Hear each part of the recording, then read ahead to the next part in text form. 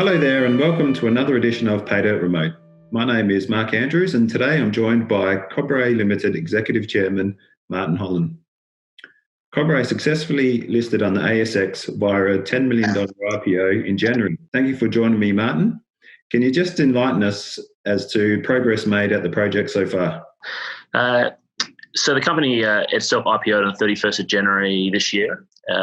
Soon after listing, we completed an aggressive exploration program. We received those assays back and they came back very positive. So we encountered some high-grade copper intervals in fresh rock, so primary copper, not oxide or supergene. So massive sulfide fresh rock. Pretty much at surface, so sort of 27 metres deep, intervals around 6 metres at around 9% copper and good gold grades as well. And now we're actually stepping out and in the process of developing the next stage of exploration for the company. Great. And just recently you've secured 100% of the project. Yes, that was a really important milestone for the company. The thought process was from the board is that if we're going to take a systematic approach in exploration and spend a lot of money exploring this project area, it was worthwhile now to make the move to acquire 100%. Cornerstone in your IPO earlier this year was Metal Tiger, and since then you've seen some growing interest in the company. It is great to have Metal Tiger as our largest shareholder. They're 20% shareholder of the company. Not only do they provide financial support, so they've invested around $3 million, let's call it, to date.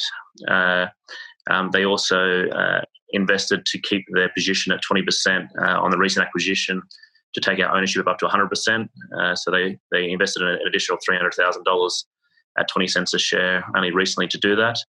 Not just from a financial point of view, they also provide a good technical support for the company and the projects as well.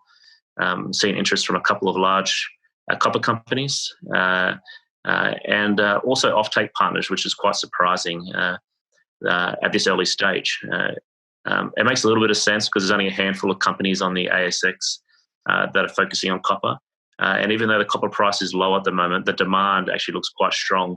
And as I understand it, you've just finished a technical meeting plotting out the next 6,000 metres of drilling planned for the project. When can we start to see some results from that? We had a full-day think tank meeting yesterday, which was quite a long day. Started at 9 o'clock, finished at 6 o'clock at night.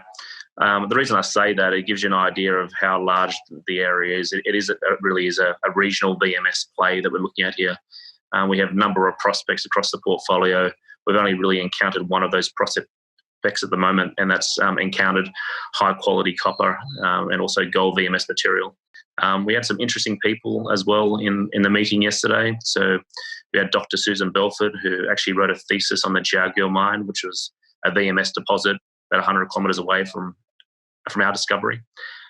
We also had Margaret Hawke, who was Prospector of the Year and involved with the discovery of DeGrussa at Sandfire, working with us in that meeting, and plus others. So across the board, we've got a lot of knowledge that's gathering, and I believe that's going to give this project the best opportunity possible. Why has it been left untouched for such a long time? Yeah, so it was explored in the 1970s by Western Mining.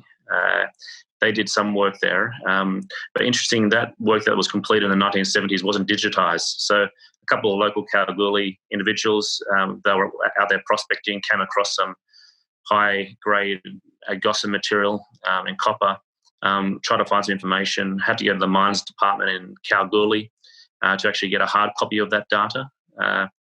And since then, the rest is history. And would you expect interest from other explorers in the region trying to replicate something along the lines of what you're doing? It's an interesting one on that note, because normally a junior company sort of plays neurology against larger companies, and it's quite good to be on the other side of the coin. So with the original discovery, where we have picked up the whole belt on the Panhandle, which has a VMS focus on that geology. You're looking at Archean rock, sort of 2.8 billion year old rock that we've secured. So there is a number of other plays that are surrounding our tenure that we believe we have secured the most prospective ground. This is your third IPO. Would you expect the IPO market to pretty much be shuttered at this point in time, given the coronavirus situation? Yeah, so we were one of the first, if not the first, a resource company to list in 2020. I expect IPOs to obviously slow down due to the current environment, the current COVID-19 environment. Interestingly, it's not necessarily affecting companies from an exploration point of view, though it is affecting from a capital point of view. So as long as you're well funded and you can weather these storms and you can do some good work during this period, then companies will get rewarded. You've seen a number of companies that are listed that have had solid share price movements in regards to exploration success. So the market's definitely rewarding good results at the moment. Though, as a company ourselves, Cobre are being well funded, just raising 10 million, having identified a number of strong targets and a huge amount of news flow that's going to come out over the next 2 months, with literally 2 rigs running in parallel, 1 diamond and 1 RC rig. I think that will generate a lot of interest, and it will give us more understanding of the project that we're actually own here at Cobre. We look forward to seeing the progress made by the company, Martin, and we thank you for your time on Paydirt Remote today. Great. Thanks, Mark, for your time as well. Appreciate it.